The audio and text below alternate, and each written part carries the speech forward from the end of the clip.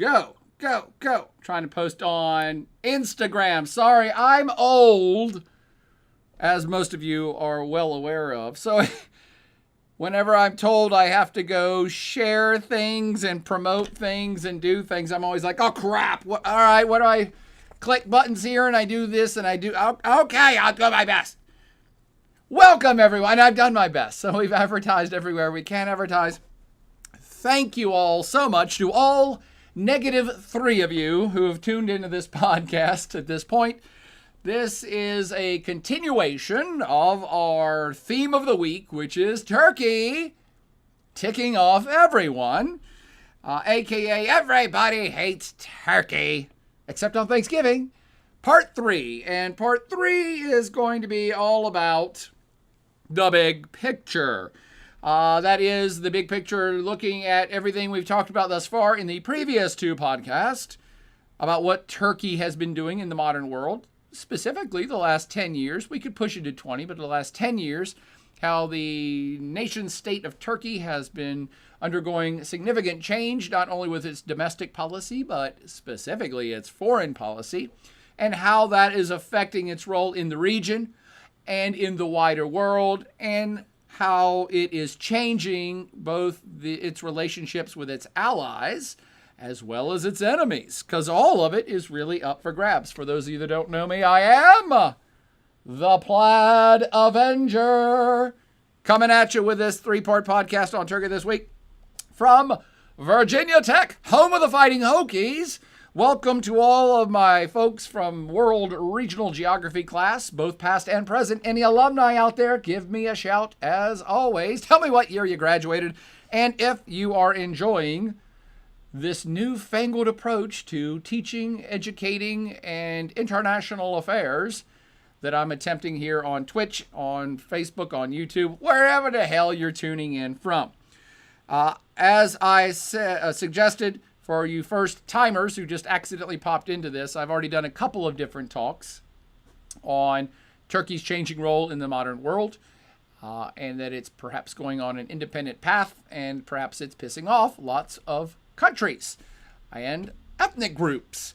So we've done significant amount of work together already, my friends, talking in depth about regional rivalries across the Middle East, about historical animosities, about historical border changes, all of these things which you have to at least understand a little bit about so that you can see what Turkey's doing right this second and understand it in much more detail, which we cannot say many Americans can.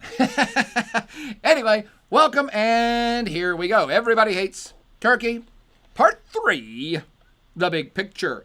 So, as I was saying already, I have kind of started to talk about Team Turk in what was, I think, almost 3 hours worth of podcasting already on Monday and Tuesday. I do apologize, by the way, for anyone who tuned in last night trying to catch this last piece of the podcast.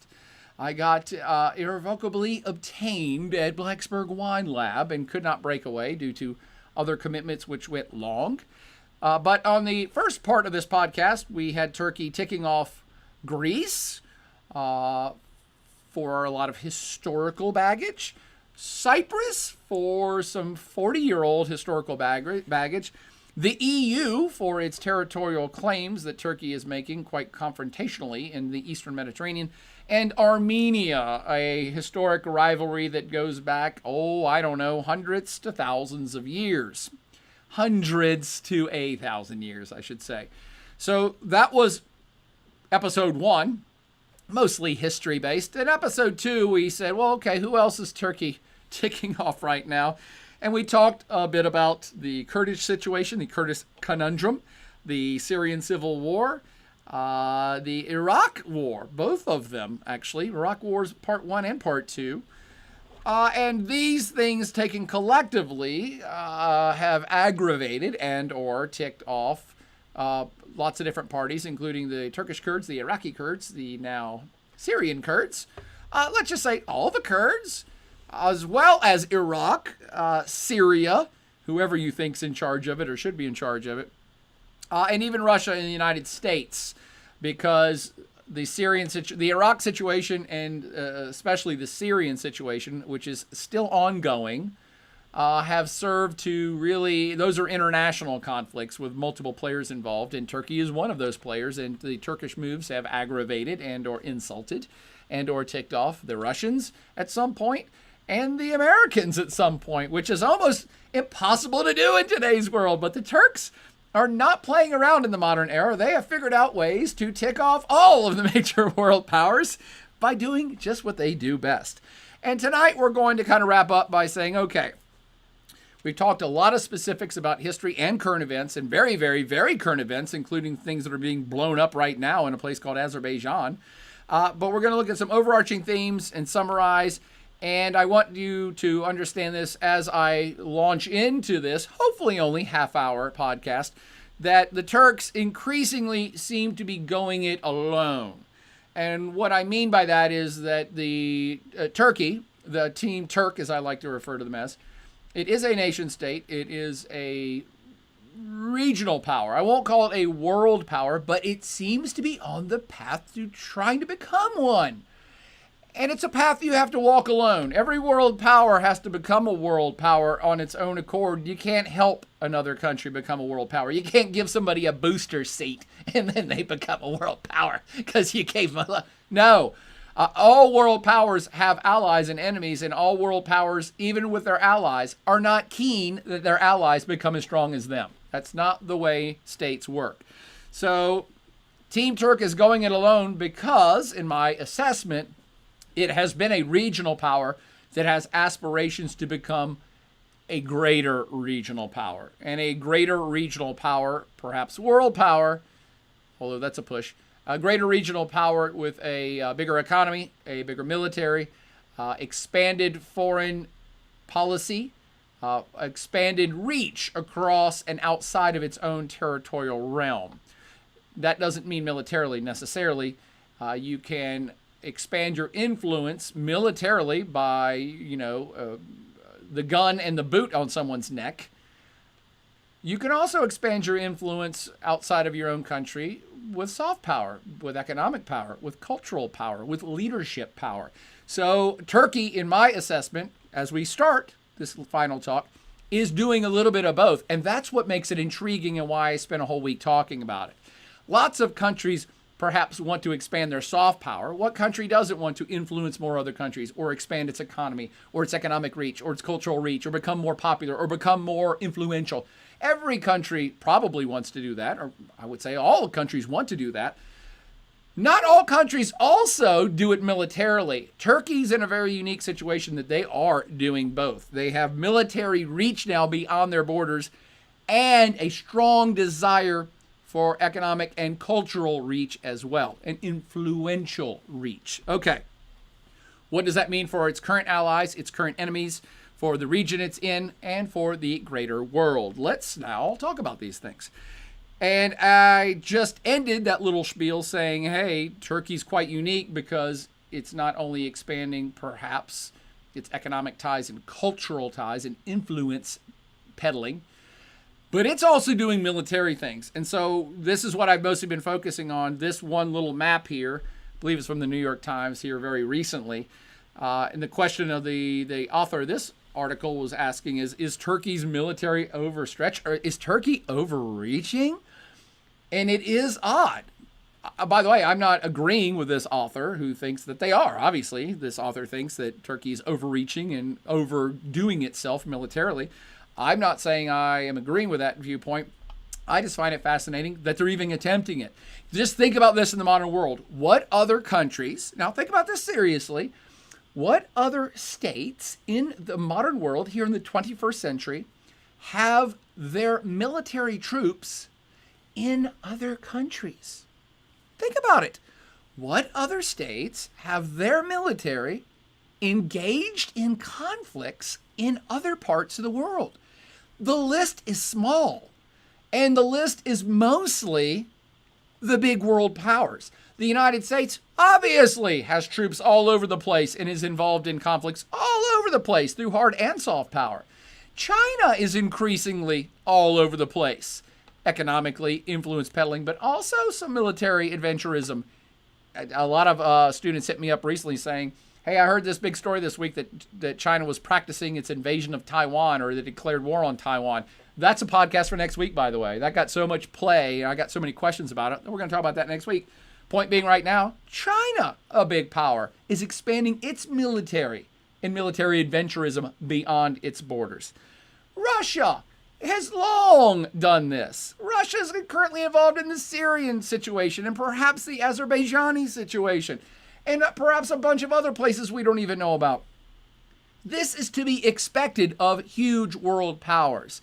But when you start to ask the question of, okay, what other smaller countries or smaller powers have active military presence in other countries, that list is small. I can pick Saudi Arabia off the top of my head only because it's dabbling in Yemen, a border which has always been permeable, so that barely counts. Turkey is quite unique in that it's not in one place, it's not in two places, it's not in three places.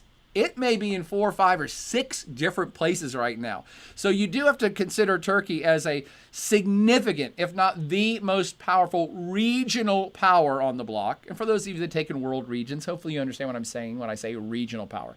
The United States, China, Russia, those are global powers. They have global reach. Then you have a second tier of powerful entities on planet Earth, entities that have tremendous sway within the region that they're located.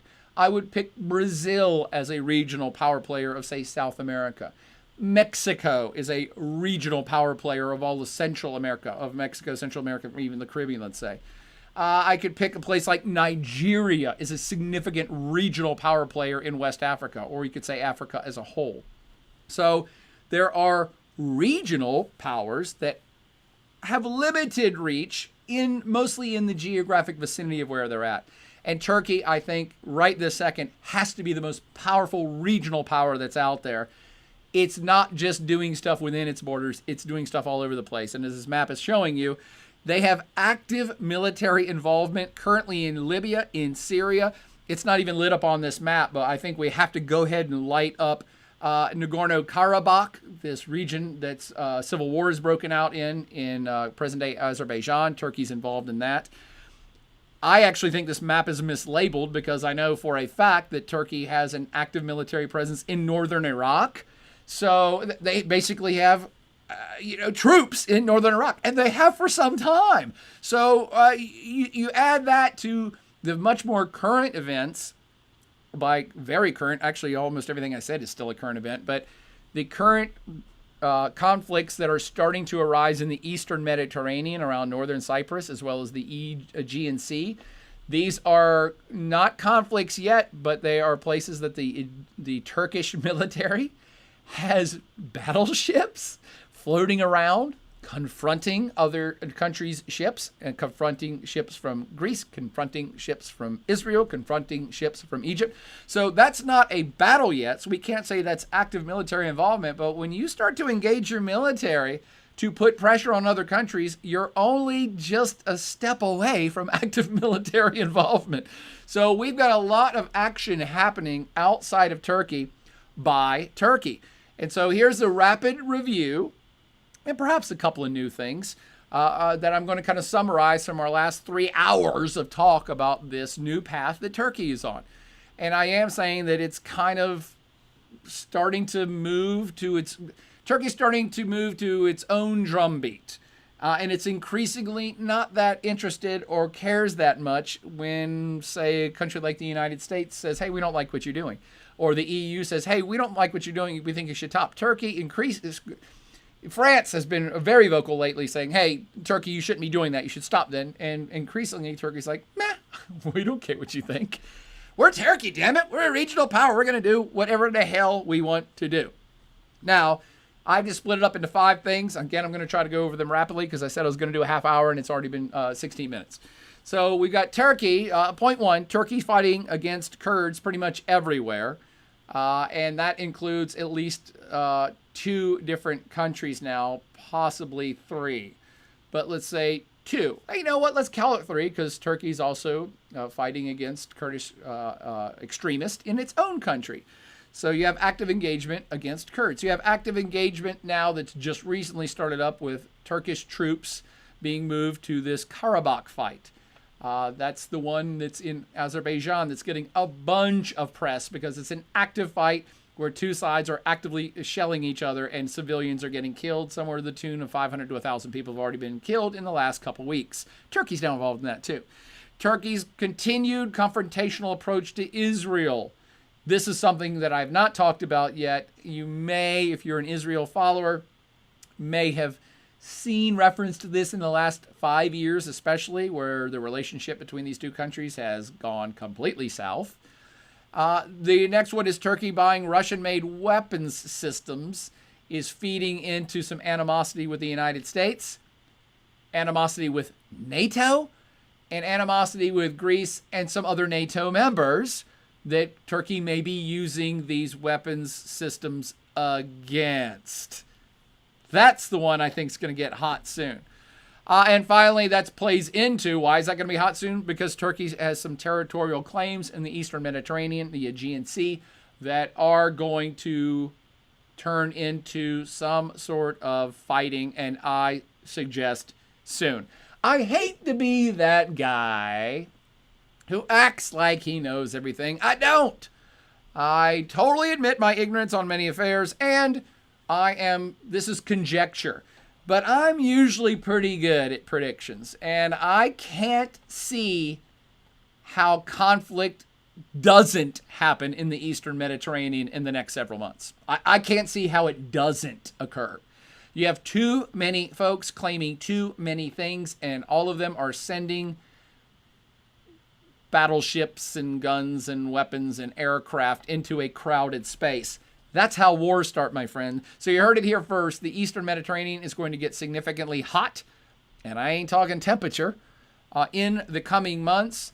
And it could spell the end of a lot of international relationships that a lot of us have taken for granted for a very long time.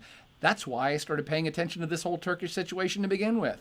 I'll end with that. But for now, how does each of these entities, each of these bullet points, change the game with the individual players involved, namely the allies, current allies and current enemies of Turkey? How is it changing the relationships based on the changing things that Turkey is doing in its foreign policy?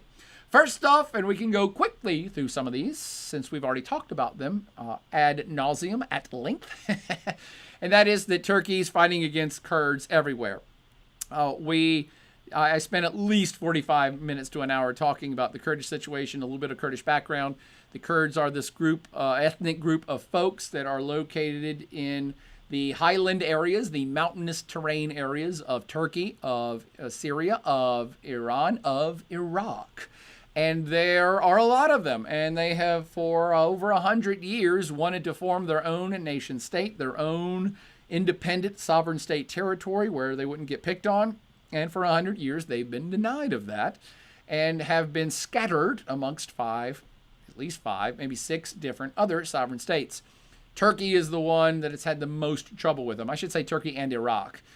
Both the Kurds in Turkey and the Kurds in Iraq have had significant independence movements, significant radical movements. In the case of Turkey, a group called the PKK, which has been labeled as a terrorist organization because they've done lots of terrorist organization things over the last decades. The Turks have sought to put them down, to smash any sort of not just terrorist organization based in Kurdish territory, but any sort of independence movement that the Kurds may be working towards. The Turks aren't keen on that either, and perhaps for obvious reasons. If there's an independent Kurdistan, then doesn't that mean that they'll take parts of Turkey away from Turkey? That's Turkey's great fear. That's why they've been fighting so vigilantly against really any Kurdish movement of any sort. This is where it becomes problematic for us in the West, because us Westerners, us liberal democratic folks, we look at the Kurds and say, hey, dudes, yeah, it's millions of people. They probably should have autonomy. They should have their own state. They should be allowed to choose the path of their own lives.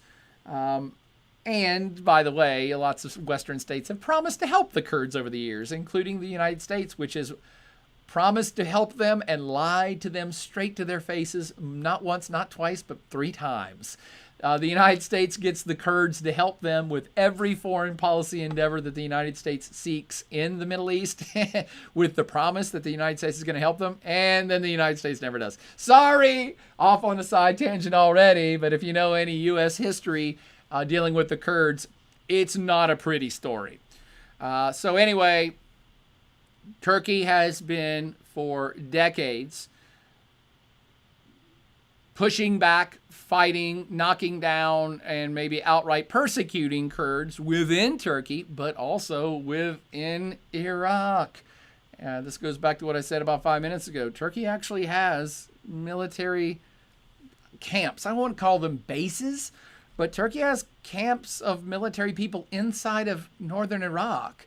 And they say, hey, we're here because there's this PKK, this Kurdish terrorist organization, which has blown up lots of people and lots of stuff in Turkey over the years. And so Turkey says, hey, this is about security. This is about our domestic security, our international border security. So we have to keep fighting and putting down the PKK. And the PKK is not just located in Turkey. It's harbored in northern Iraq. And by the way, the PKK was originally harbored in northern Syria, another place Turkey has been fighting and is continuing to fight to this very day. So for as long as I can remember in current events, and this is at least 10 years, if not 15, since the United States invaded Iraq for the second time, the Turks have taken it upon themselves to invade Iraqi territory and bomb suspected PKK and other Kurdish terrorist sites. And then in the last 5 years, they started doing the same thing in Syria. So you have a situation where Turkey, for its own domestic security, has been invading or bombing two other countries to put down what they feel is a threat to their security, this group called the PKK.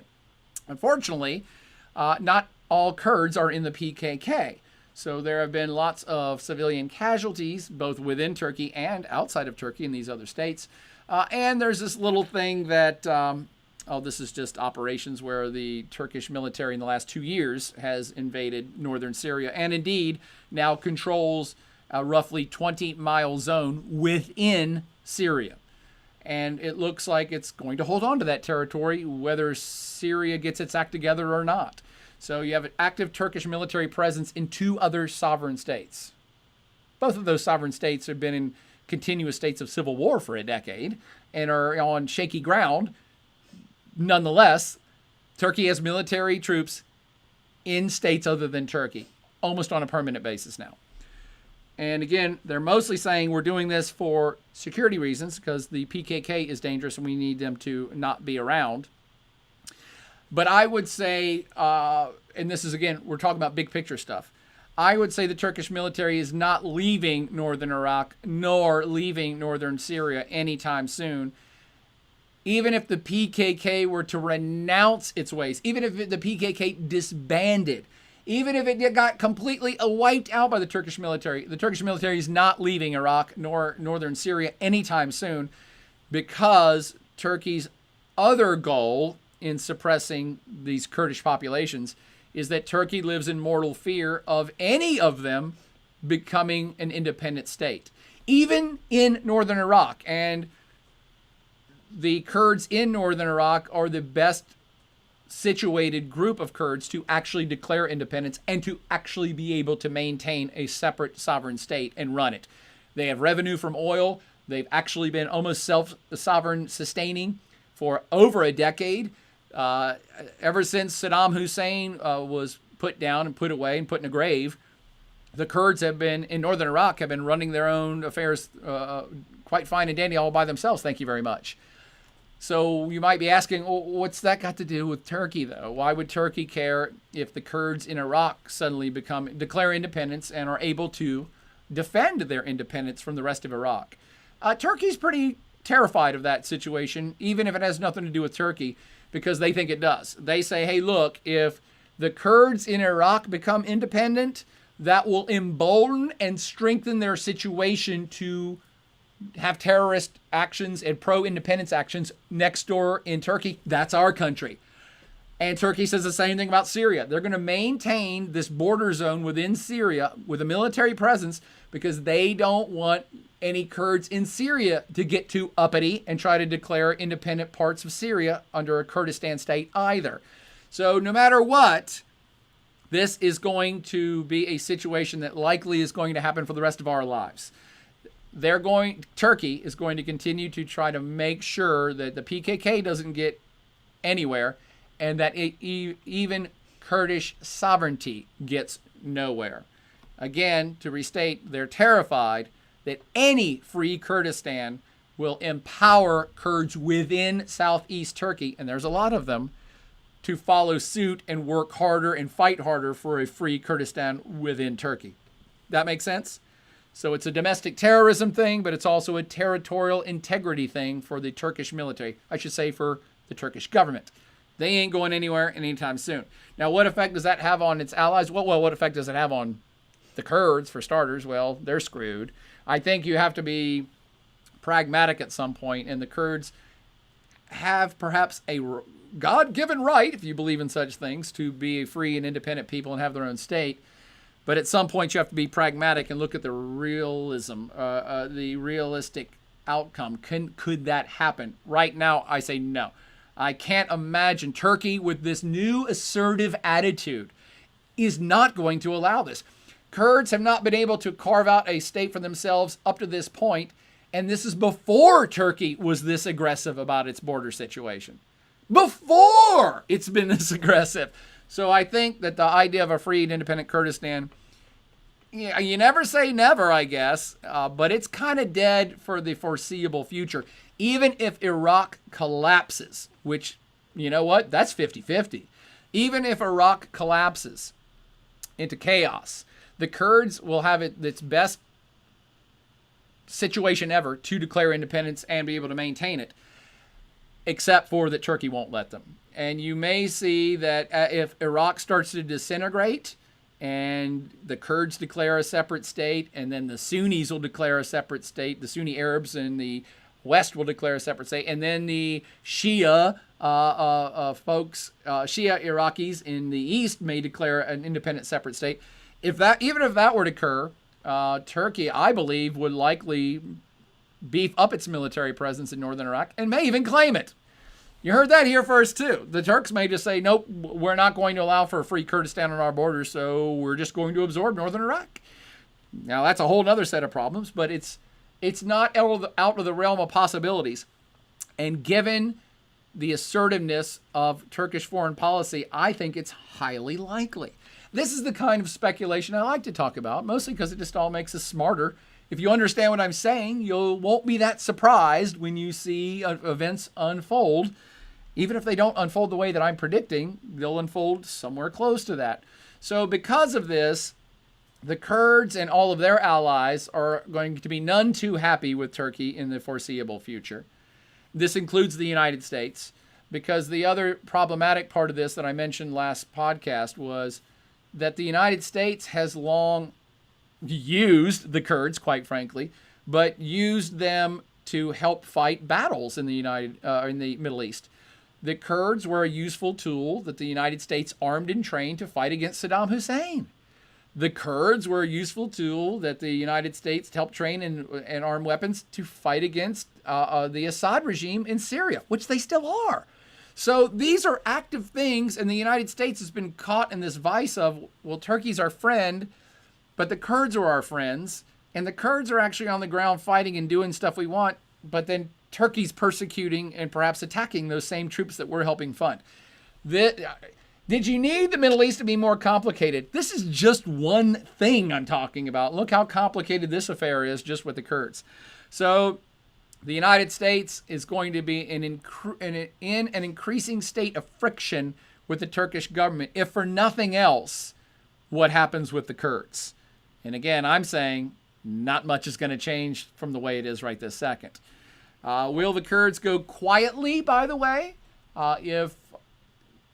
if Iraq crumbles or if the Assad regime crumbles and you actually have either Iraq or Syria in a state of chaos that all bets are off and anybody who can defend the territory gets to claim a state?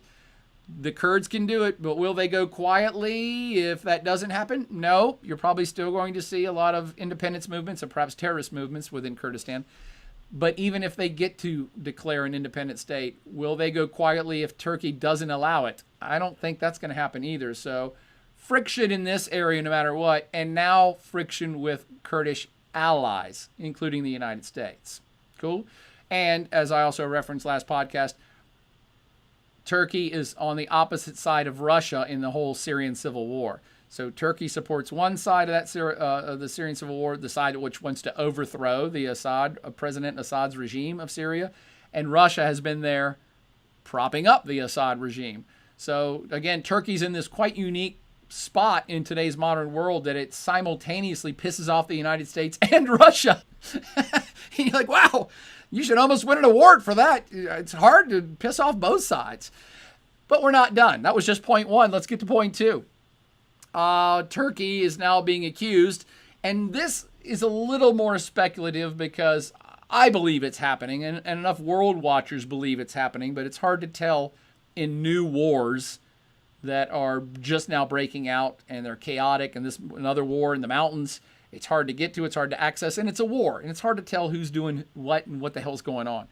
But Turkey has come under some international disdain as of late because of the whole Karabakh war, Nagorno-Karabakh, this little region within modern-day Azerbaijan that is composed mostly of ethnic Armenians. So it has a natural affiliation and tie to Armenia, which is supporting it to help its fellow ethnic Armenians who are located in a separate little province called Nagorno-Karabakh that's actually contained within Azerbaijan. Armenians are ethnically Armenian and they're Christian. Azerbaijanis are ethnically Turkic, not Turkish, Turkic, and Muslim. This is a contested little area that I'll let you go watch the hour-and-a-half podcast I did on it on Monday night if you want all the details. Or actually, no, that was last week. I forgot. I did the Nagorno-Karabakh thing for an hour-and-a-half last week, talking about what the whole situation was about and how it evolved historically and how it got hot today. But it broke out into active warfare again after a very quiet period for about a decade and a half. And both sides claim the other side did something. And all I want you to know for now is that these two groups of people are fighting over this little chunk of mountainous land in the Caucasus mountain range. And the Russians are friendly with the Armenians and actually have a military base in Armenia. And the Turks are quite friendly and allies of Azerbaijan. And remember, I just referenced the Azerbaijanis are ethnically Turkic, not Turkish, Turkic. And so you have a natural ethnic affiliation. The Turkic peoples are folks that are originally from Central Asia. Genghis Khan, the Khans, the Mongolians, over to the Kazakhs, over to the Tajiks. All these folks they're different ethnic groups, but from one mother ethnic group called Turkic. They share an ethnic bond or ethnic background, and their languages are all related. The Turkish people who are currently in the state of Turkey are Turkic-based people that moved from Central Asia all the way through into modern-day Turkey. This is over the course of the last 1,000 years. So Turkey has a natural inclination and affiliation with the Azeris, a Turkic-based group who also happens to be Muslim. So that's why these two countries are facing off over this little territory. It's a territorial, fight. That's what the basis of it is. But the teams that I've now highlighted help you understand the two sides in the fight and why their allies are who they are. So the Russians have a natural Orthodox Christian affiliation with the Armenians, and the Turks have this ethnic and Muslim tie to the Azerbaijanis. What's been going on that's been causing fury in the rest of the world, mostly the West, is that Turkey has now been accused with some significant evidence of moving some mercenary troops from Syria, where Turkey has been sending Turkish mercenary forces in to fight against Kurds and to fight against the regime of President Assad. Turkey's moving those troops in an active war over to this other active war to help out its Azeri friends. And this has, again, basically the international take on this from France, from the EU, from the United States, from Russia, from the United Nations. Everyone has said, dudes, why are you pouring gasoline on this fire in this conflict in the middle of the mountains? Let it play itself out. Everyone in the world is suing for peace and saying, hey, everybody should calm down. And Turkey has outright said, we don't care about peace. We're going to help our Azeri brothers liberate this place from the Armenians, and we're going to do it with money and guns. So this, again, flies in the face of conventional politicking. For all of my lifetime, since World War II, countries at least say out loud, oh, no, we're for peace. No, we should work things out. We should go to the United Nations. We should, all of us should work together to quell this conflict. This is kind of new that you have a country saying, I don't give a shit about what everybody else says. We're going to fan the flames of this, and we are picking a side, and we're going to help that side. Now, that's the way it worked for most of human history, but not so much in the modern world. So Turkey is really, I won't say an uncharted ground here, but it's being very bellicose. That's odd for states here in the modern world. We're all very gentlemanly now. Or ladylike. I don't know. Ladylike always seems sexist, but we're all very cosmopolitan now, and we like to have meetings about things. And so you don't have this attitude of like, hell no, we're throwing in the fight. We're going to get him out of this fight. We're going to help our buddies win. It's like, whoa, I haven't heard anybody say that for a while. So that's intriguing. And again, it's raising the dander of most of Team West, but even Russia. Because again, Russia's like, hey, dudes, Armenia is our friend, and we even have a military base there, but we're trying not to throw gasoline on this fire. The Russians are saying we're trying to not get involved in this. Everybody should take a step back and chill out. And Turkey's saying, nope, don't think so. So what effect does this have on enemies, allies, and the wider world? Well, just to summarize what I was just spouting about, with some passion, I might add, this is kind of a new game. You don't really have nation states, or I should say sovereign states in today's world, who openly pick sides and just cast their lot in and say, we're all in, we're going to help win a war in a country that has nothing to do with us. It's not how it's done anymore. So this is new ground, and it's going to cause consternation with all of the civilized world. That's the term I should have said earlier, not gentlemanly like or ladylike. Civilized. The civilized world doesn't get involved in fights. It tries to stop fights. Turkey doesn't. So Turkey making this move does a couple of very interesting things. It kind of throws, all bets are off for how other countries in the future might follow this lead, including even the United States. The United States may come out tomorrow and say, by the way, China's pissing us off, so we're going to go arm Taiwan. Because why not? I'm just going to do what I want to do. That may be another podcast right there, too. This may be the beginning of an era of much more bellicose moves and verbiage from world leaders. And so Turkey is going to lose some, I won't say credibility, but perhaps a little bit of respect from the civilized world. Namely, the EU does not like this. And by the way, the EU hopefully won't follow this path, because that's how the EU got involved in World War I and World War II, was countries being bellicose and going to fight for other countries who got into a skirmish. Again, see World War I and World War II. So the EU is none too happy about this. The United Nations as a whole is not happy about this. The United States is very unhappy about this, because they're like, dudes, what are you doing? We have Armenians in America, and there's a strong Armenian lobby in America. We're in the middle of an election cycle. We don't want to pay attention to this. So this is going to cause alarm, and again, not a little bit of loss of faith from the Western countries, but even Russia, in dealing with Ankara in the future of negotiations. How about its allies, though? I mean, actually, a lot of those people I just named used to be Turkish allies. So that's why I wanted to do this podcast. It's like, are these folks going to be allies with Turkey for much longer? It's becoming a strained relationship. Who does it help, though? Or who, I should say, how does it affect other relations with Turkey? I'm gonna summarize my last slide with this, but I think one of Turkey's primary reasons for doing this is because it sees itself as a leader, not just in its own region, but further afield. And what I mean by this is I think that Turkey coming to help defend or help liberate or help this Azerbaijan reclaim a piece of territory is setting up Turkey as a country that is a leader that's helping Muslim states. And if you want to make it even more real than that, Turkey is becoming a natural leader that's helping Turkic states.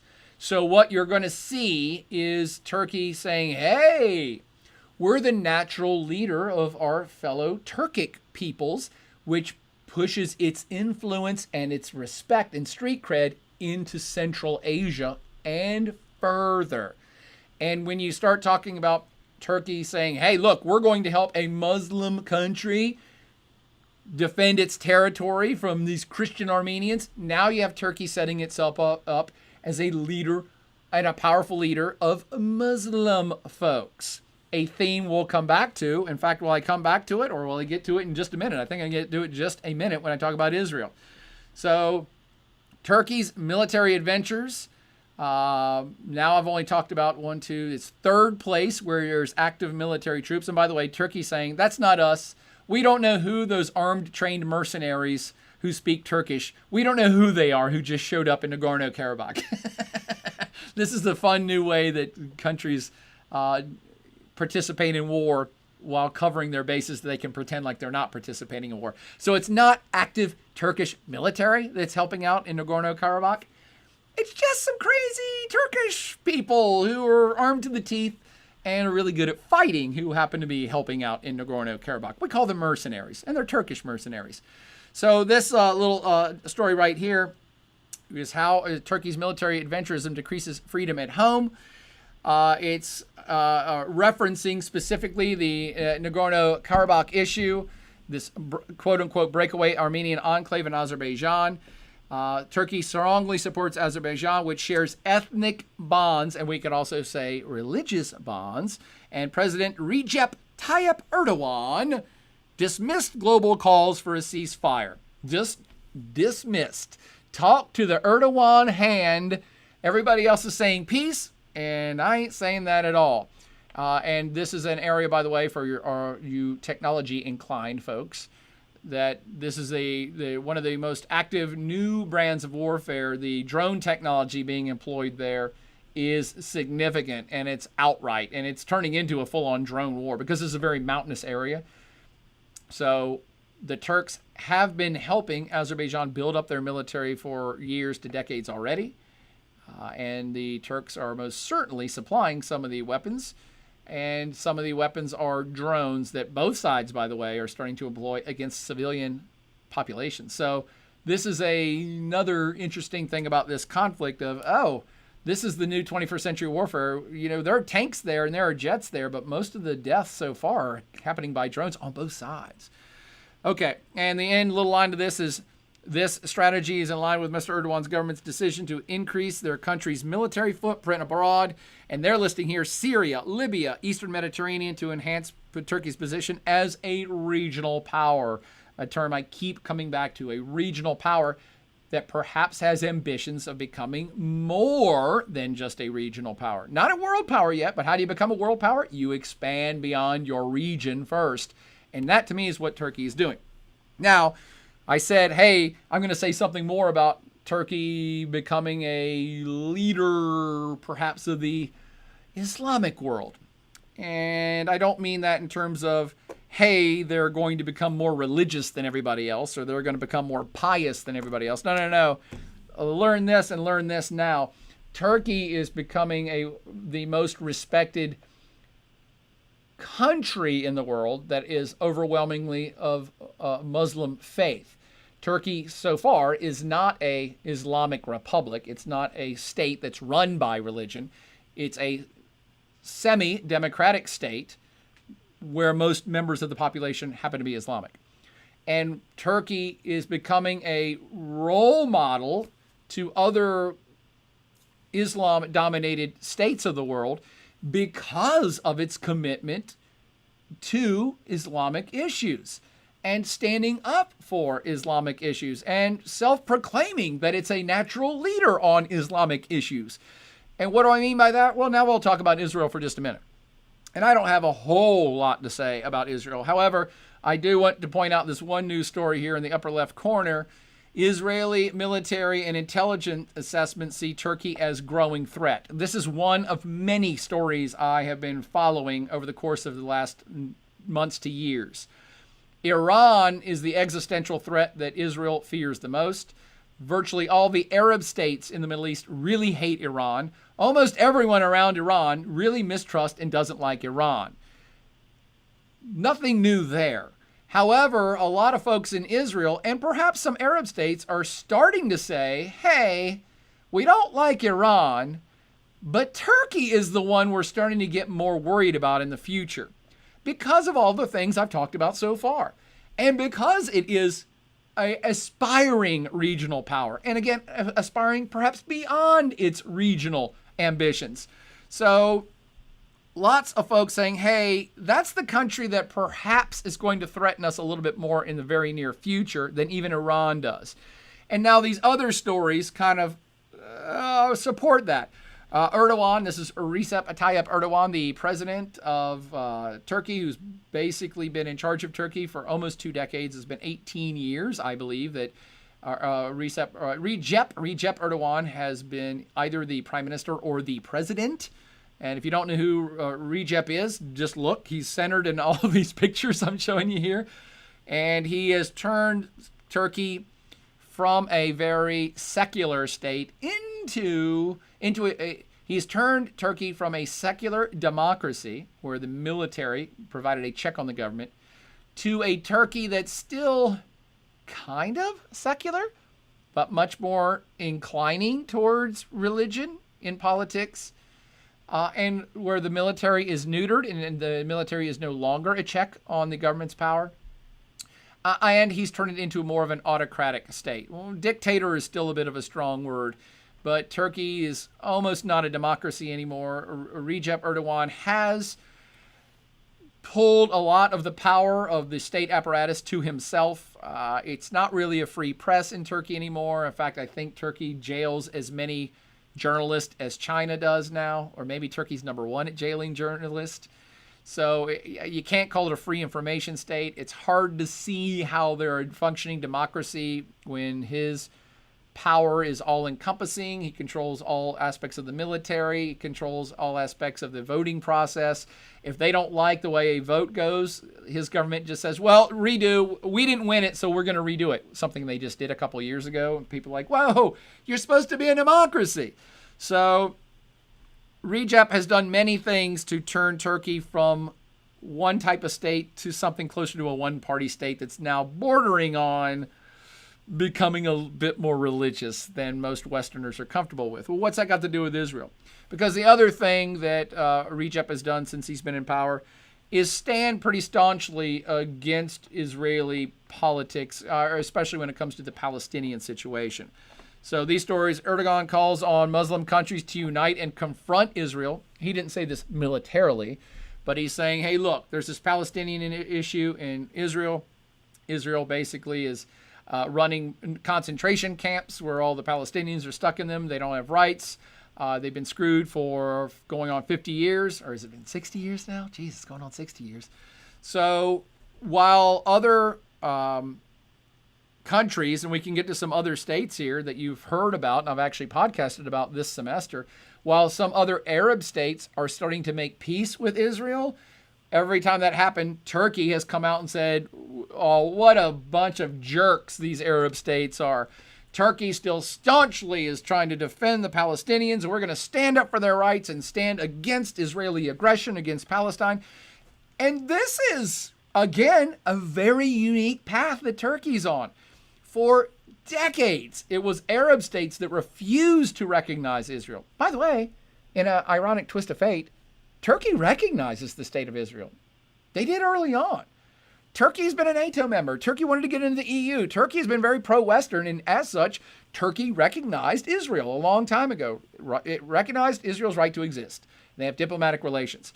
What I'm saying here is that Turkey now is saying, hey, we don't like what Israel's doing, and we, unlike the Arab states who have long not recognized Israel, in a protest for the existence of Israel, but also protest against the Palestinian situation that the Israelis are putting the Palestinians in. The Arab states have long not done anything, okay? But suddenly, the UAE and Bahrain have recognized Israel and are establishing diplomatic relations with Israel. And Turkey has come out and said, what a sham.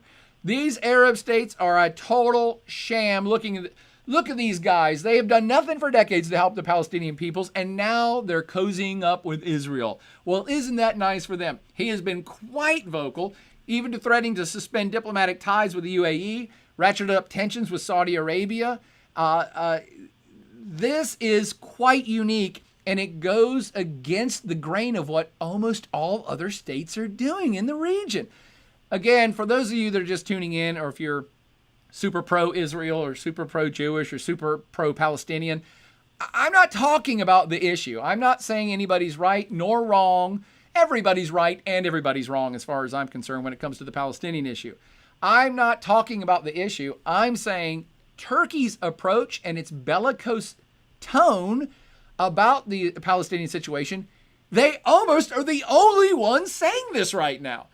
This is what I'm talking about. This is what's making Turkey very unique in the modern world. You're like, whoa, everybody else is suddenly becoming nicer to Israel, except Turkey. And you got to think, okay, well, who does that piss off? Well, obviously Israel, who I've just now mentioned some military analysts, not all, by the way. I'm not saying the state of Israel has come out and suggested that Turkey's going to be their number one enemy, but there are analysts in Israel, in the defense departments of Israel, who are saying, yeah, we're starting to worry more about Turkey as opposed to Iran. Iran may be contained soon. Iran may crumble soon. Turkey's getting stronger right now, and that's why they're saying it's a potential threat in the future more than in the past. Recep Erdogan, for years, has not only supported the Palestinian cause, but sent aid to the Palestinians, attempted aid at one point where they sent a Turkish ship, went to Gaza Strip to try to deliver aid, and it was intercepted and fired upon by an Israeli ship. I believe that was in 2015. That's when Israeli-Turkish relations went south, and they've sucked worse ever since. This is why Erdogan continues to be more bellicose as every day goes by. He's got nothing to lose because he is getting to now be seen as a Muslim leader, a strong Muslim leader. Doesn't matter if he's in Turkey or Saudi Arabia or Morocco. He's a Muslim, and he's a strong Muslim leader who is standing up against Israel and also standing up against all Israeli allies by default, which would be the United States and the EU and all the Western world. So again, I'm not I want to always keep checking you if anybody's particularly passionate about some of these topics. I'm not patting Erdogan on the back for doing this. I'm not saying I think he's great for doing this. What I want you to understand is lots of Muslims think he's great for doing this. And he's in an overwhelmingly Muslim region. So he is starting to be seen as, wow, he's the only one who's doing things. For right or wrong, for better or worse, maybe his words will have no effect whatsoever on the Palestinian situation. They haven't so far. But the fact that he's standing up for them makes him respected in many quarters of the Muslim world. And what I mean by that is there are Arab Muslims who like Erdogan. There are Azerbaijani Muslims who like Erdogan. There are Kazakh and Moroccan and Libyan Muslims who like Erdogan because they see him as a powerful Muslim leader who goes against the grain and doesn't care about standing up to Israel, standing up to Western powers, standing up to whoever. Does that make sense? And this also is going to harden the animosities between Turkey and the other Arab states, which Turkey routinely makes fun of. So I should say Turkey. Erdogan routinely attacks other Arab states for being weak, for being corrupt, for not sticking up for the Palestinians, for giving in to Israel, which is now what's happening with all of these other Arab states recognizing the state of Israel. That is a kind of big deal. It empowers Turkey, at least in this issue, on this issue with other Muslim folks around the world. But we're way out of time as always. I said a half hour. Of course I lied. Is this bad? Should I stop? I'm two bullet points away. I don't have any questions from anybody. Although, hold on. Nerds Are People Too said, hey, Prof, took your world read since in 2015, 2016, graduated 2016. My roommate and I have been having an awesome time watching your podcast. Well, thank you, Nerds Are People Too, and your roommate. Let's get to bullet point 4, though. Out of 5, so we're getting close to the end. And I've actually talked about a lot of these issues already, so I can summarize even more rapidly. The other thing that's really important, since most of you people watching this are from the United States, is that Turkey's bought a bunch of Russian-based weapons. And mostly detection defense weapons. So radar systems, missile defense systems. So you see a missile coming and you have a missile and your missile blows up their missile. Turkey has been purchasing equipment from Russia. Okay. This one's perhaps a whole podcast in and of itself, but you can keep it brief because I think you may understand very quickly how this pisses the living hell out of the United States of America.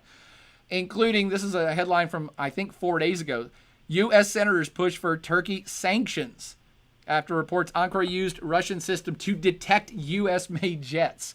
So this is really pushing some buttons now.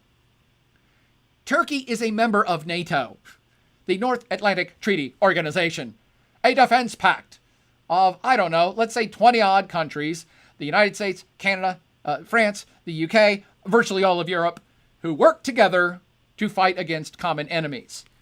Turkey's in this group.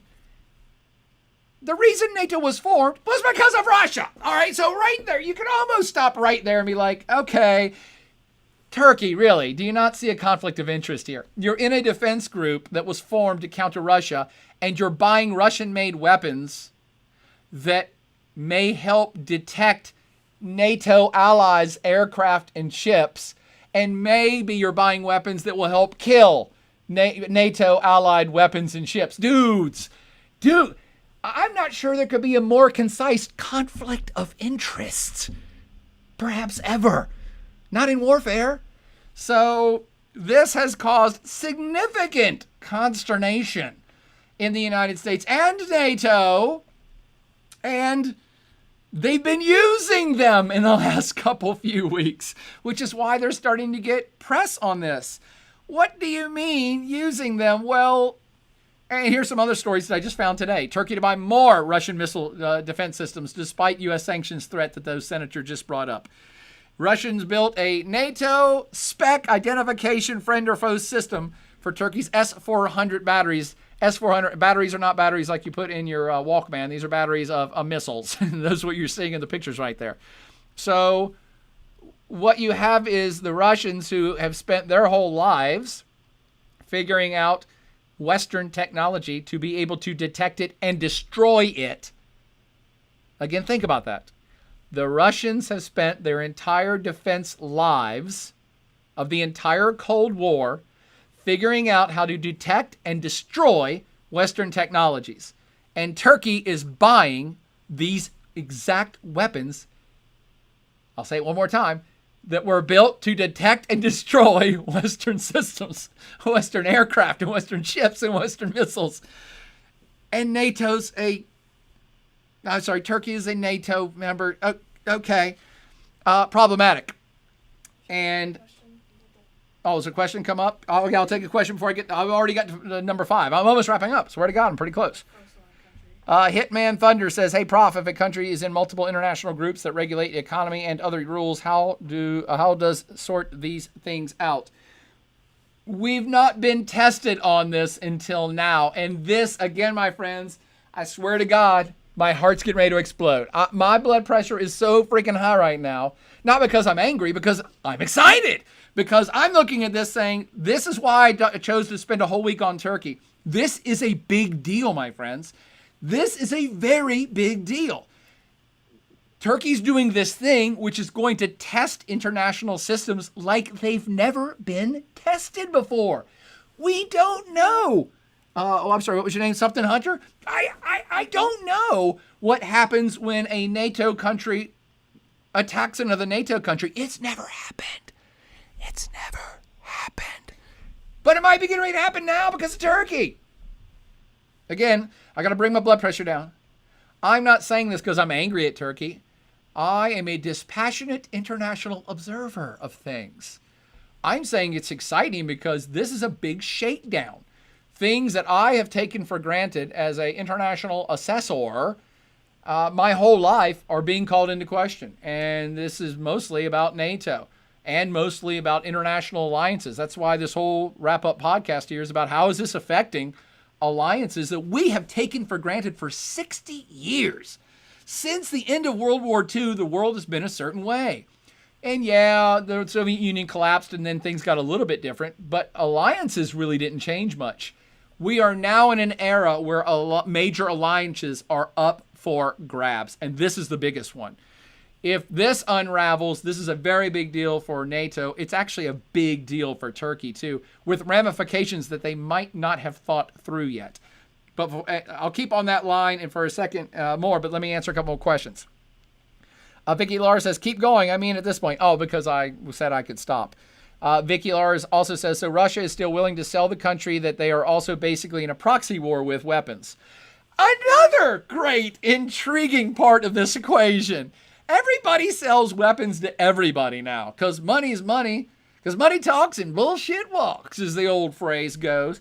So yes, Vicky, great assessment there. Russia was kind of cozying up to Turkey not that long ago. They were kind of on the same side of most conflicts. And as Turkey was asserting itself more and perhaps pissing off the United States more and perhaps pissing off NATO more, Russia's all about it. They're like, oh my God, yeah. Russia rubs its hands with glee anytime there are fissures or cracks or frictions or tensions within the EU or NATO or within the United States. Russia loves the United States' current election debacle. Loves it. This is what Russia lives for, diplomatically speaking. Russia loves playing people off other people. Maybe all states do, but Russia's really good at it. And so Russia feels like part of its natural defense, part of what keeps Russia independent, part of what keeps Russia strong, part of what keeps Russia defensible is that everybody else is in chaos. If everybody else is in chaos, they ain't got time to gang up on Russia. This has got to be Russia's ploy here in the last, 30 years since the end of the Cold War. And they've gotten exceptionally good at it. So back to your point, why would they sell these weapons to Turkey? They sold the weapons to Turkey because they know it helps cause friction within NATO. They love it. Russia loves it. And they're Russian-built systems, so there's no technological disadvantage to Russia giving these or selling these to Turkey because Turkey can't turn back around and use them on Russia. You understand why? Because these systems are built to detect Western stuff, not Russian stuff. So Russia has no problem selling these particular weapons, but it is intriguing that Russia now finds itself back at odds with Turkey over the Nagorno-Karabakh issue, or they may be coming to blows with Turkey over that little enclave, although probably not. That's what we call a proxy war. Both sides will funnel in money and guns and weapons to the players, but they're probably not themselves going to get involved. Perhaps. That's the likely. That conflict's a little too isolated and small for Turkey to want to go up head-to-head against Russia, and vice versa. However, the things that are playing out that might end up causing Russia and Turkey to go at it are the conflict in Syria, which actually is starting to wrap up, and Russia's side is winning. That's the President Assad government side is winning that civil war. So no one knows how much more bellicose Turkey's going to continue to be once the Assad regime reclaims power over the entire place, which will probably happen in the next 2 to 3 months. Sorry, I'm a great predictor of things. So we don't know how hard Turkey's going to go once their side is lost in the Syrian civil war. But other places are going to get a lot hotter that have nothing to do with Russia. So Russia's overall gain by selling these weapons to Turkey is still a plus. Yes, question. This is from some statements from your Facebook. Michael Corley said, I believe they were considering not letting Turkey have the S-35 at some point because they bought arms from Russia.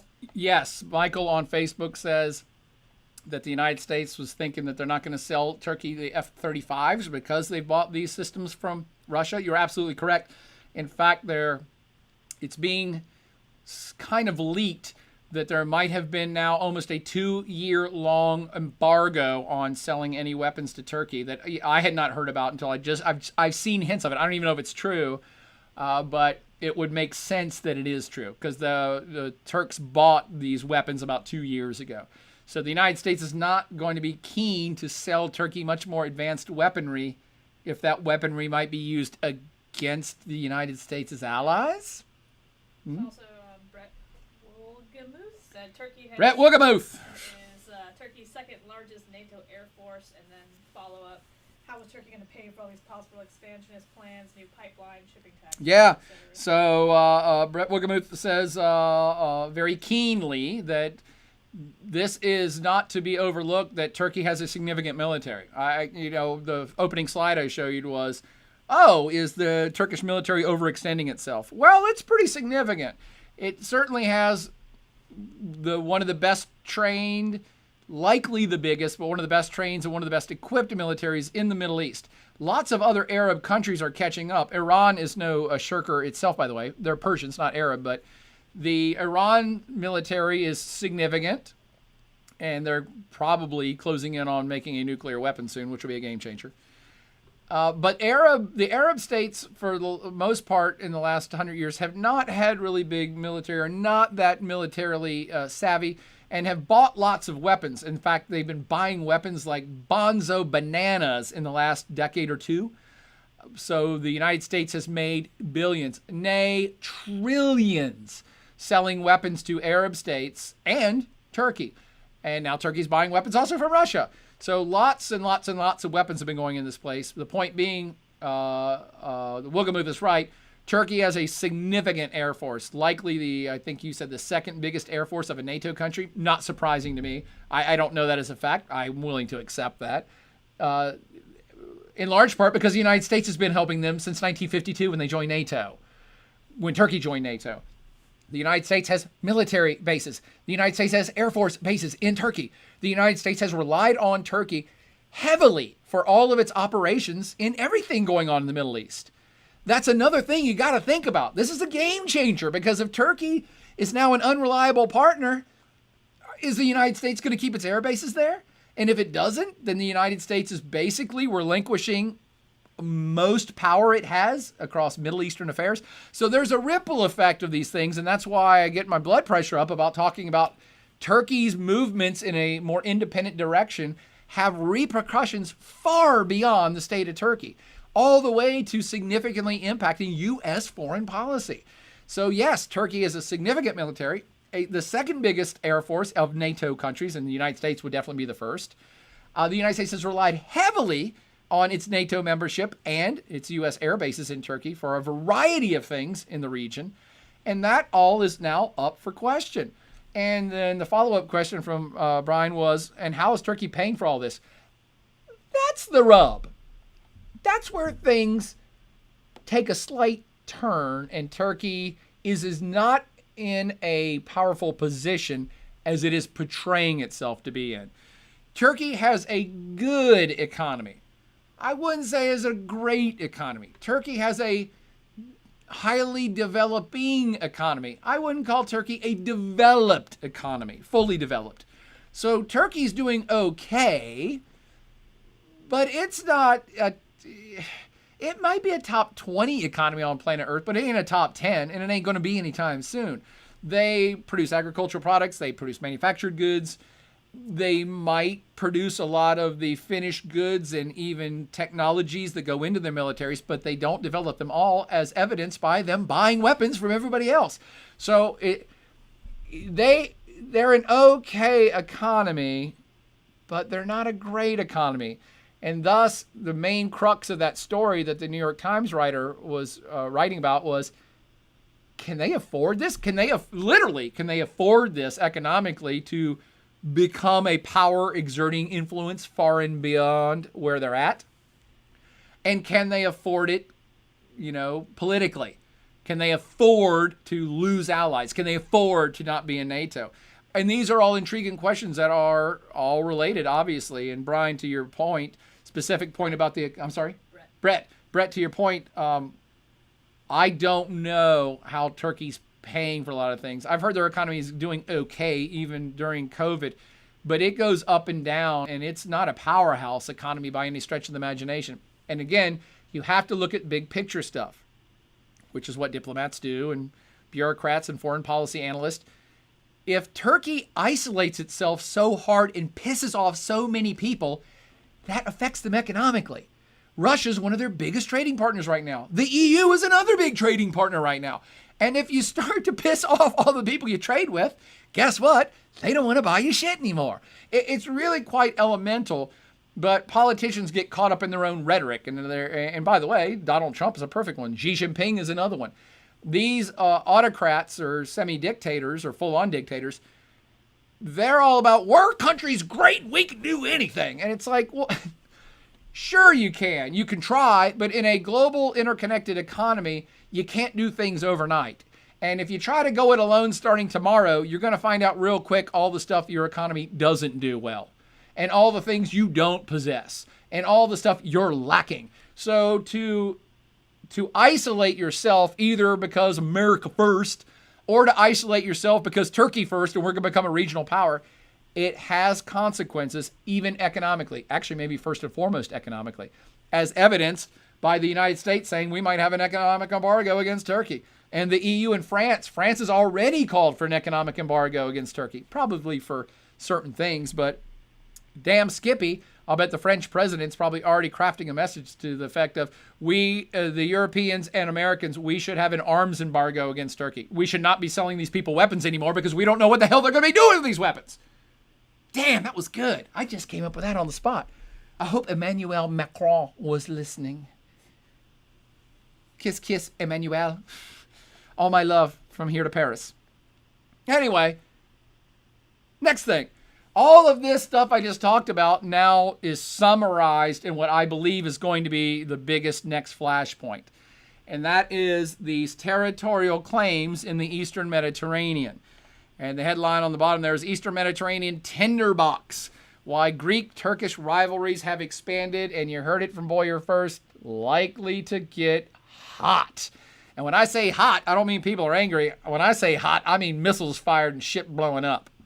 I think it's going to happen because I don't see how it doesn't happen. You have too many players in a small space.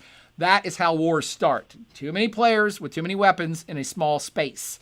Even if they all say, we're just going to we're just observers, or we're just here to look for oil, or we're just here to protect our assets, or we're just here to defend our territory. When you have too many people doing that because they all bring guns, it's almost an inevitability that somebody bumps up somebody the wrong way, that a ship gets off track, that something goes wrong, that a test, a military practice test gets interpreted as a real military endeavor. So these sorts of things are how wars start, and it's gonna start here. You heard it here first. Now, overlapping claims in Eastern Mediterranean, this gets back to something Brett asked me. How is Turkey going to pay for all this? Part of Turkey's drive in a lot of this, especially in the Eastern Mediterranean, is for money. So Turkey is trying to claim as much territory in the Eastern Mediterranean as it possibly can, because in the last 5 to 10 years, all sorts of speculation has turned into a reality that there's a ton of natural gas under the Eastern Mediterranean waters. Perhaps a shit ton of natural gas. And the more of the territorial waters that you claim are yours and can defend means that's more gas for you. Whoever says that, whoever wants more gas in their lives. Well, if it's natural gas, you want as much as you can. And so there's a couple of different things going on here that are going to come to a head because of competing claims. And so this map is showing you competing claims, and they're not even showing the Israeli claims in here. Off the coast of Israel, they're claiming waters they think have gas. Off the coast of Turkey, off the coast of Cyprus, and that becomes a bigger issue because what's going on in Cyprus, that has a lot to do with how much territory Turkey can claim. They have just developed something called the Blue Homeland, the Blue Homeland principle of Turkey, which I guess is something about, hey, we own everything that's blue that we can see. But what we're getting at specifically is, and this gets back to our podcast number 1 about who Turkey was ticking off. This island called Cyprus, it's actually a state. It's actually a sovereign state on planet Earth. It has a seat at the United Nations. However, there's 2 different Cypruses. And the Greek influence, the ethnically Greek Cypriotic area is in the south. And in 1974, the Greek mainland tried to, let's say, encourage a military coup to take over the leadership of Cyprus in order for it to become more pro-Greek, because there's ethnically Turkish people in the north and ethnically Greek people in the south. And even though it was a sovereign state, there was some hijinks with a coup sponsored by the Greeks. And in retaliation, in the same year, Turkey invaded with military force and invaded the north and carved out the Turkish Cyprus area. So right now, everyone on planet Earth recognizes that there's a state called Cyprus. Okay, everybody does. They have a seat at the UN. However, the government that's accepted and recognized as running that place is the Greek part. And the northern part, that's the northern Turkish Cypriot area, is separate and has its own government that's only recognized by Turkey for obvious reasons. And so Turkey has been funneling people, because if you get a bunch of people in there, then you can claim that, hey, by the way, there's Turkish people there that we need to help defend. There's people there. They've siphoned in money to prop up the place. They've siphoned in guns for the military. And this becomes much more important now. We could look at this as just a historic territorial issue and say, well, whatever. It's stupid. They shouldn't be fighting about this, but it's no big deal. Well, you know what? It wasn't a big deal till 5 or 10 years ago, until it added on to the Aegean dispute. And the Aegean dispute is that Greece and Turkey claim ownership over different islands in the Aegean Sea. And this now becomes specifically super important in today's world, where everybody's trying to grab water because they think there's gas under it. And what you're seeing here, the Aegean Sea is lit up. Cyprus is not even in the Aegean Sea. It's further southwest. But the point being that there's something called the International Treaty of the Sea. Is that the name of it? The International Treaty Law of the Sea. International Law of the Sea. That most countries on planet Earth have agreed to. It's a United Nations thing. The United Nations Treaty or International Law of the Sea. And in that, us humans have gotten to the point that we all know who owns what land. And now we're scrambling to figure out who owns all the water. And what almost all countries agree to, although the United States has not signed this treaty, and nor has Turkey. Boy, that feels like a test question if I were to give a test. Both the United States nor Turkey have signed or agreed to this treaty, for reasons you'll now understand. The treaty basically says, hey, we're going to try to do this as fairly as we can. So we understand that all countries that have coastline have a need to be able to defend their territory. So let's say up to 12 nautical miles off of the actual coastline you have is your property. So from the shoreline, 12 miles out, let's just say the 12 miles off the coast of the United States, that's United States. It's water, but for all practical purposes, it's the United States. If Russia were to send a military ship into within 12 miles of the U.S. coastline, that would be considered an act of war because you've just invaded America, even though you're not on the land. Does that make sense? So 12 miles off the shore, that's your property. Another 200 nautical miles is a exclusive economic zone. And by the way, I think some of these things are not being shown on this map, but these are actually within the continental shelf. So that's a geologic thing that people can agree to. Everything else is man-made, so we're just making the shit up. we're saying 12 miles off the coast. You know what? The coast moves, right? So 12 miles off of what? High tide or low tide? Let's just call it 12 miles. The continental shelf is something real. It's a geological thing that you can actually see. Oh, this is when, the continent actually ends and it goes to deep water, to open ocean. There are additional components of the law of the sea that say you might have some claim off of your continental shelf as well. All I want you to know is that roughly 12 nautical miles, that's your territory. Up to 200 nautical miles is an exclusive economic zone, so nobody can fish in your exclusive economic zone.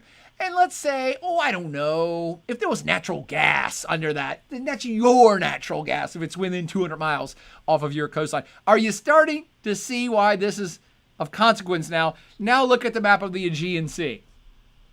Virtually all of those islands you see pointed out belong to Greece. And therefore, 12 nautical miles off of all those islands belong to Greece. Look close at the map, including all of the ones that literally are less than 12 miles from the Turkish coast. So in these circumstances where you have two different sovereign states that are so close together that it's not even 12 miles, or let's say it's not even 200 miles for an exclusive economic zone, and perhaps not even 12 miles to be completely just your territory. In those circumstances, when things are that close together, you just split the difference. So let's say in the island of, Kos or Lesbos, it's very close to the Turkish shore of Turkey proper. In those circumstances, you just say, okay, the island of Chios is 52 nautical miles from the coast of Turkey. So just divide that in half. And Turkey, you got one half, and Greece, you got the other half. So the Aegean Sea dispute is based on that no one's kind of solidified those lines yet, and they're very hard to define. I don't know if you've ever been on the open ocean, but it's hard to build fences there. You can't. So there's always going to be a problem claiming, defending, and especially if your island or your piece of property is less than 50 miles to the next piece of property and you're splitting the difference. Well, okay, what if the natural gas vein is right in the middle? Or what if there's a natural gas or an oil deposit? It's easier to understand. What if there's a gigantic oil deposit underground that you can tap into on either side of that line? Well, who gets it then? So this is why that these countries are, especially Greece and Turkey, are at each other's throats fighting about who owns what property. And let me go back to this. Now this becomes more important. Who owns Cyprus, right? Because if Greece takes over the northern part, then they get the 12 miles exclusive and 200 exclusive economic zone all around the entire island of Cyprus, which is significant. And if we go back one more slide, you see that Turkey's saying, no, that's Turkish Cyprus. So we own, for the northern part, we own 12 miles in all directions and a 200 mile economic zone. So that natural gas is ours because of Turkish Cyprus, Turkish Cypriot area. Now do you see why all these countries are wildly pissed off at each other? And these are the competing claims in this gray zone, or that's up for grabs, that Greece is claiming some of it, Turkey's claiming some of it, and again, Israel's in this game. Syria would be in this game, except it's in a civil war, and so backwards it couldn't even field a boat in the water at this point. So this is why you have an issue that you have maritime patrols from multiple countries now. If you see on this map, Libya and Egypt have claims in the Med too. And now you're seeing countries that are siding up with each other and recognizing each other's claims just to piss off someone else. And right now it's Egypt and Greece and southern Cyprus are siding up with each other and saying, hey, we're all going to recognize each other's claims to solidify and legitimize them just to piss off Turkey so they can't say that they own more than they are going to try to claim. Libya, on the other hand, is an ally of Turkey. So Libya is saying, well, we recognize the Turkish claims, but we don't recognize the Egyptian, Cyprus, Greece claims. That's what a freaking mess this is. And it's not just patrol boats that are out there now. You have active oil, natural gas, technology, fueled boats that are out there actually doing work. So people building, I assume, building platforms to extract gas and oil, and the construction and engineering crews that go with that. And right there, I don't think we're at that point yet, but they're out there patrolling, doing seabed analysis and sending divers down and collecting samples, trying to figure out what natural gas is. All of those ships from these different countries are starting to bump into each other because it's not settled who owns what.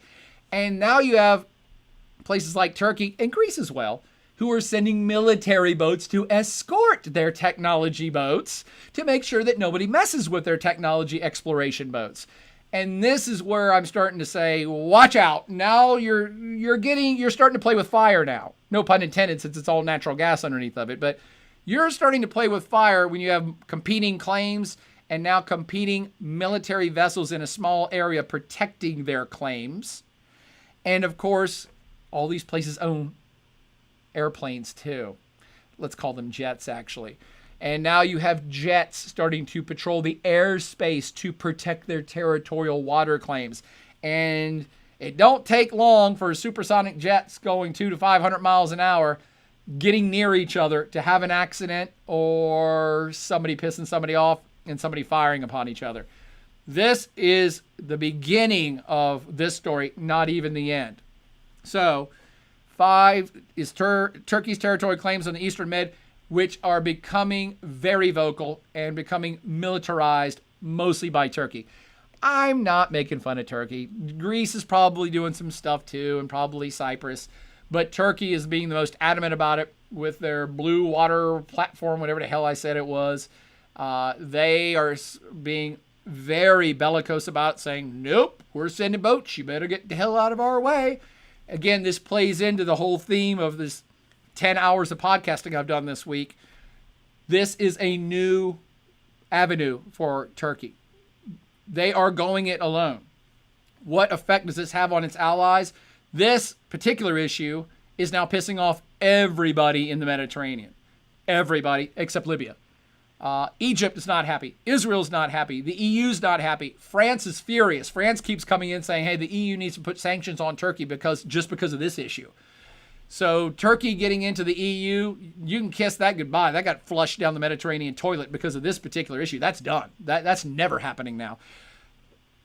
And a host of other issues which you don't even think about. Namely, the EU 2 weeks ago tried to pass a resolution to have an embargo against Belarus. Remember the Belarus thing? I talked about Belarus a few weeks ago, where there's a dictator, a faulty election, people protesting. So the EU, with one voice, wanted to say, we're passing a resolution to condemn the Belarusian election and to put an embargo on Belarusian leaders. And that got vetoed. What? Who in their right mind would not want to stand up against a dictator with a faulty election who's persecuting his own people? Does anybody know who did that? For a EU resolution to take effect, 100% of EU members have to vote for it. You can have no vetoes. And only one country vetoed it. Can you guess what country that was?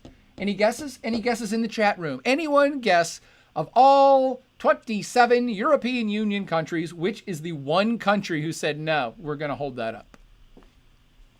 I just want to hear one guess. This is to see if anybody's still listening. All right, no guesses. I'll give you a hint. It's on this map. The answer is Cyprus. And you're like, wait, what? What the hell does a small half country in the Mediterranean, an island, care about Belarus? Why would they be defending Belarus? They weren't. Cyprus vetoed the resolution because Cyprus said, we are not going to agree to another single resolution until the EU as a whole condemns Turkey over what they're doing in the Eastern Mediterranean. So there you go. A military / economic strategic move that Turkey has made in the Eastern Mediterranean is affecting EU politics and is affecting a sanction on a dictator in another country. That's how convoluted all this is. And then I'll end with what I've already talked about. The EU will never now accept Turkey. I can't imagine it, or unless they use some sort of intense leverage on Turkey to change its ways to get it in. But what are its effects on NATO? This is my biggest intriguing component of all this. Now you have, for the first time, as several of you have already pointed out, we have the first situation that two NATO countries may attack each other. And we don't know how that plays out. It's never happened. It's not even come close to happening. And now it seems likely to happen to me. Both countries obviously are petitioning NATO to make fun of the other country. It's not going to happen. Both countries may at some point, if any sort of conflagration erupts, any sort of missiles fired, any sort of ships downed, both countries could go to NATO and say, we were attacked by another country, NATO has to come defend us. How do you do that when they're a NATO member? We don't know. I believe that you're likely seeing the end game for Turkey as a member of NATO if they stay on this very independent course. And we can kind of end with this. Okay, everything I've talked about is how Turkey's on a very independent trajectory. It's doing its own thing. Is a clash with Turkey becoming inevitable? And I can't even remember where I got this news story at. I don't know who wrote it. I'm asking the question. Okay, well, who's going to get into a fight with Turkey? Well, Greece is ready. Maybe the EU is ready. I don't think the United States is ready. I'm not sure NATO's ready. I don't think Russia wants to do it. So, okay, what will happen? Okay, well, we can end with something like this. And actually, that's a more complicated thing than I even want to do that. Actually, I will say something about this.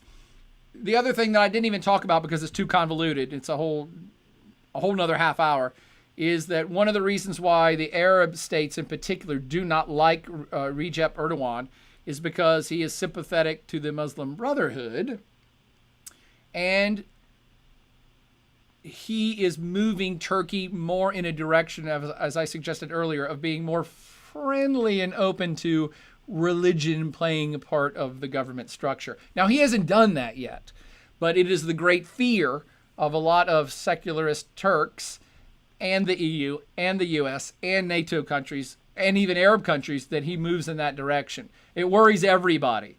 And again, it's Erdogan's Turkey going on a separate path, going their own way, doing something that no one's done before them, except maybe Iran.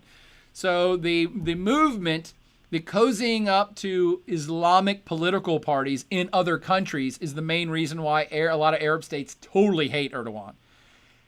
It's part of the reason why Israel is not really too happy with Erdogan right now. And the United States can't be that happy with it either. But part of this is what I referenced earlier. Turkey exerting itself culturally to be a leader of Turkic peoples. Turkey exerting itself religiously to be the premier Islamic state or state of Muslims, which is powerful, which speaks with its own voice, which stands up against the West, which stands up against Israel, which does whatever it is that Erdogan wants to do. This is part of reestablishing and expanding Turkey's historical regional influence that is unfortunately drawing him into more conflicts with folks that used to be their allies for a very long time. And my end thoughts on this, Turkey is definitely on a new path, forsaking almost all others at this point, for better or for worse. It sees itself as a regional titan, one unafraid to go it alone. And I do like this article I found right before I got online. Turkey's neo-Ottoman reach could also soon nettle China. I love thinking big thoughts like this. So as if I'm correct, and other folks who are saying these things, if I'm correct and Turkey is seeing itself not as a powerful country in and of itself, and not just even as a powerful country in its immediate neighborhood, but as a powerful country which exerts influence across the Mediterranean and into Central Asia, and perhaps even amongst fellow Muslims in the Middle East, now you've got a power which is bumping into other major powers. It's already starting to bump into the EU. It's already starting to bump into Russia. But when you start to say, hey, well, Turkey's going to be a leader of Central Asia, okay, now you're bumping into China. Now China may take offense to some of these things. In conclusion, for fans of this new path, by the way, Turkey has every right to look out after its own self-preservation, to look out its own defense interest, to look out for its own economic interest. I am not making fun of Turkey in any way, shape, or form by pointing these things out. If there was a natural gas underwater deposit anywhere near the shores of America, trust me, America would claim it. If there was natural gas within 1,000 miles of China, China would claim it. So Turkey's just doing what states do. protecting itself, setting up defensive strategic areas, even outside of its own territory. This is not new, and it's not anything that's bad. It's in their own self-interest and self-preservation in security and defense.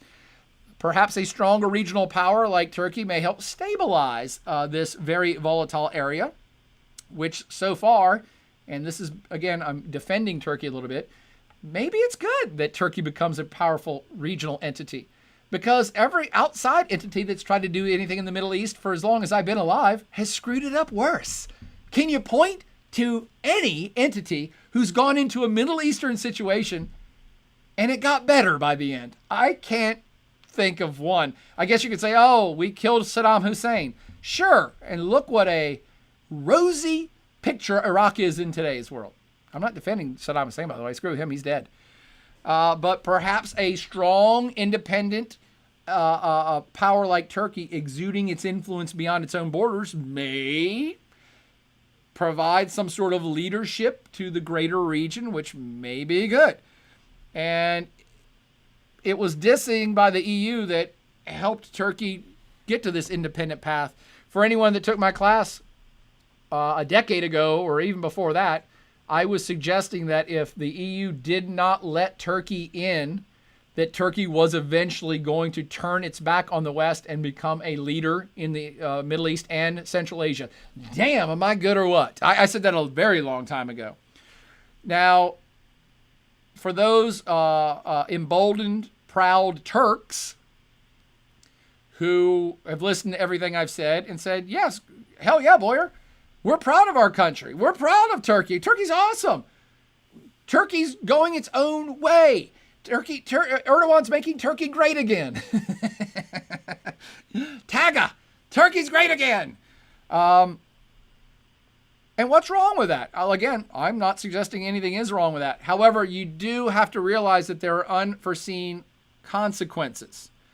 There are always unforeseen consequences.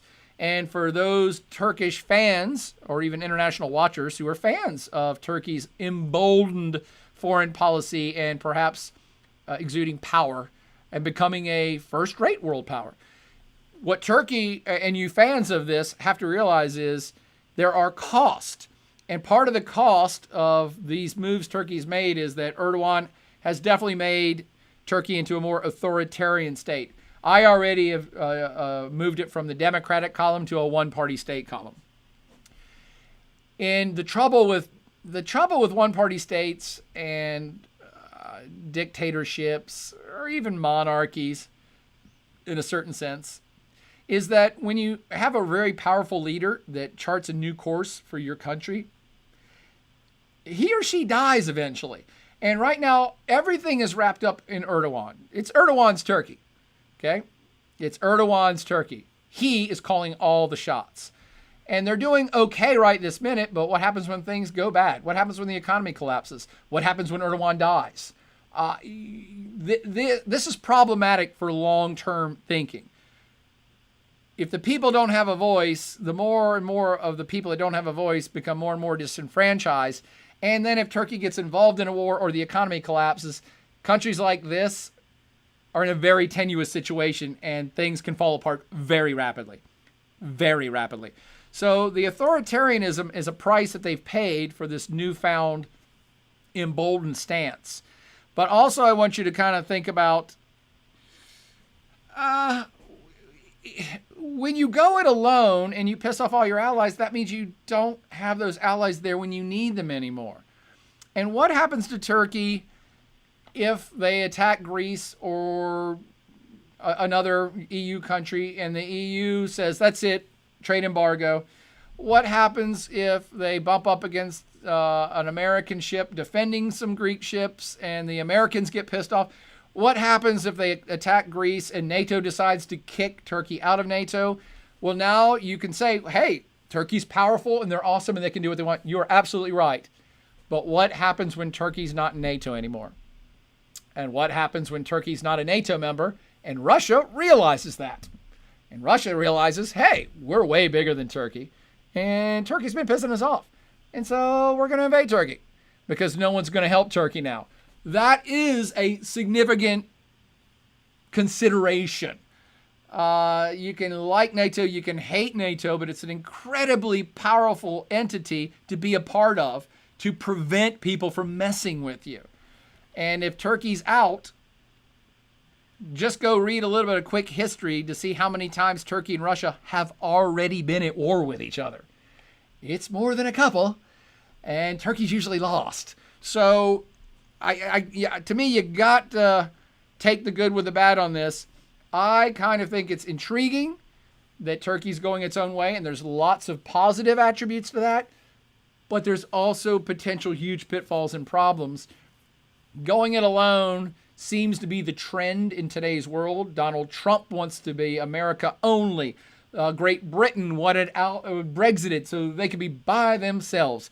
China don't need no one. It's going to build a worldwide network that will all benefit China. They're very open about these things.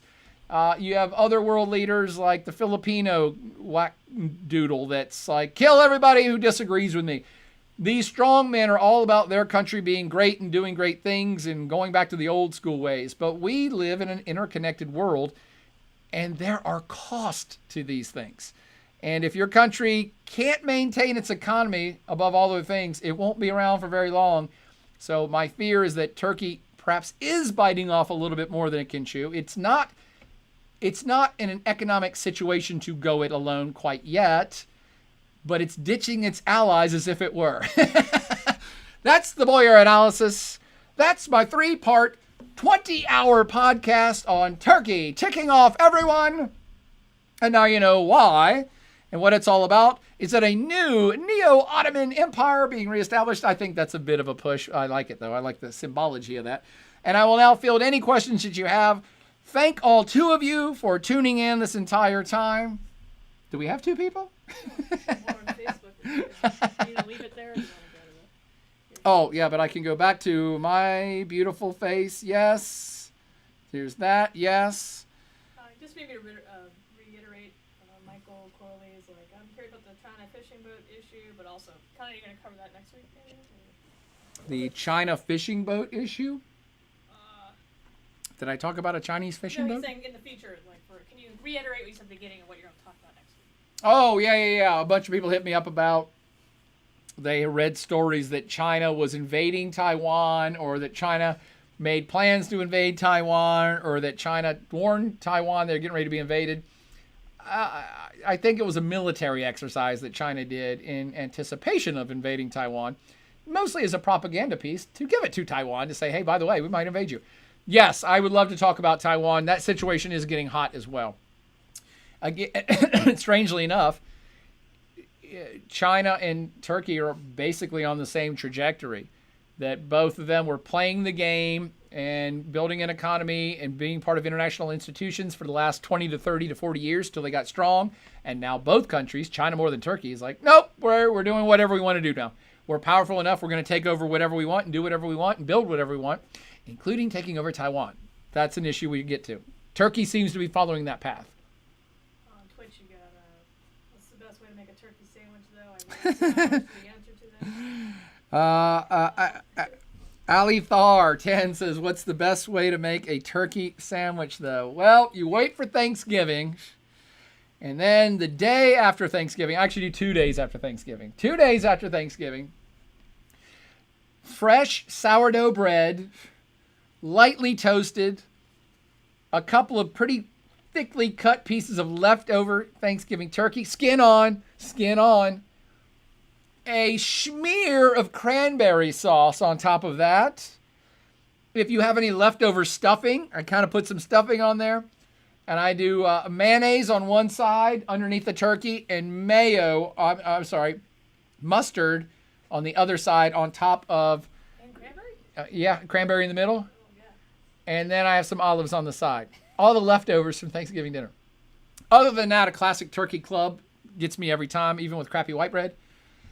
And how else do we like it? What's the famous sandwich that has Russian dressing? I put that in the textbook at one point. It's a turkey, like a sliced turkey, but with Russian dressing. There's a certain name for that too. I always made fun of it because it had turkey for the Turks and Russian dressing for the Russians. Famous sandwich with Russian dressing. I can't think of what it is. Well, Reuben is sauerkraut, though, too. So we throw some Germans in there. Well, I love a good turkey Reuben, too. Okay. Nerds Are People says, thanks for all the interesting info. This is definitely a fun way to keep up to date on current events. Thank you so much. And sorry it took me another 2 hours. I actually thought it was going to be tight tonight. I felt good about it. But the thing about me lecturing, and I don't know if I've ever told anybody this. Katie knows this about me. Anybody that knows me personally and then sees me lecture. Something magical happens when I talk out loud. My brain synapses fire faster, and I make connections that I can't make without lecturing. Meaning, if you sat me down before I was talking tonight and asked me a series of questions, I would not have known half the answers. But somehow when I'm sitting here talking and people ask me questions, dots get connected in rapid fire succession. And I'm like, oh yeah, oh there is this, oh there's that, oh my God, and this relates to that. It's like, oh yeah, I love doing this. So I'm glad that you all like doing this. And sorry it took me so long, but this was a serious brain synapse firing session for me, thinking about things that weren't even on my brain when I started talking. That's the magic of doing it out loud. But it takes longer too. Everybody hates things that take too long. But oh well. And someone says, that sounds delicious. Chuds Us says, that sounds delicious. It is. Now I want that sandwich. And Ali Tara says, brilliant. This will help me immensely.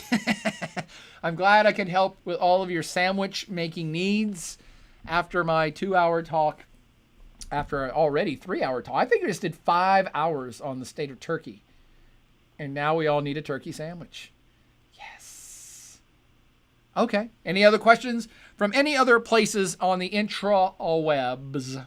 David S. on YouTube said, do you think Greece stands a chance against Turkey in a war? Who was that asked that? David S. David S. asked, does Greece stand a chance against Turkey in a interstate conflict? No and maybe. So it's always hard to call a fight because a fight on the international stage is never between two people. So if you picked, two WWF wrestlers and told me to pick a winner, I'd be like, okay, well, it's 50-50. I think that dude will win. I think that dude will beat up that dude. If we were talking simply about Greece on its own, getting into a fight with Turkey on its own, militarily, Turkey wins every time.